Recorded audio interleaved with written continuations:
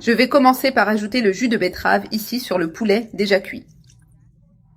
J'ai mis tout le jus et maintenant je vais couvrir et mixer très bien dans le robot jusqu'à ce que ce soit bien ou mieux. J'ai déjà tout mixé et c'est comme ça, bien lisse. Je vais réserver pour le moment.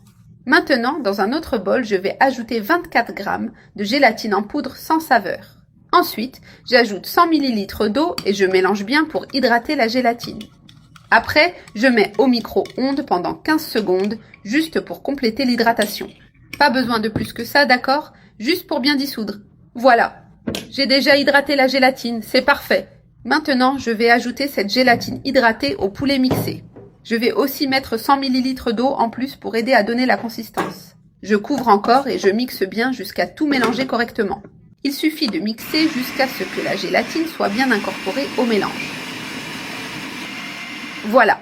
Ici, la gélatine est incorporée. Maintenant, je vais vérifier la texture. C'est encore assez épais, donc je vais ajouter un peu plus d'eau. Encore 100 ml pour que ce soit un peu plus léger. Comme ça, la texture sera meilleure, plus facile à tartiner après.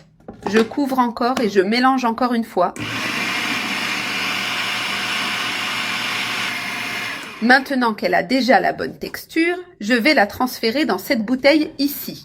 J'ai utilisé une bouteille en plastique coupée sur le dessus qui sert de moule. Ensuite, je couvre l'ouverture avec du film plastique et je ferme bien pour ne pas laisser entrer l'air. Je mets le film plastique et je ferme bien serré. Maintenant, je la mets au réfrigérateur pour au moins 6 heures pour qu'elle durcisse bien. Ensuite, je reviens pour montrer le résultat. Voilà, c'est déjà bien ferme. Notre mortadelle maison est parfaite. J'enlève le film plastique pour démouler. Voilà, avec précaution, je fais une petite coupe dans la bouteille pour faciliter. Il suffit de tourner doucement en décollant avec les mains pour ne pas la casser. Si nécessaire, tu peux tirer lentement sur les côtés, ça aide beaucoup à décoller.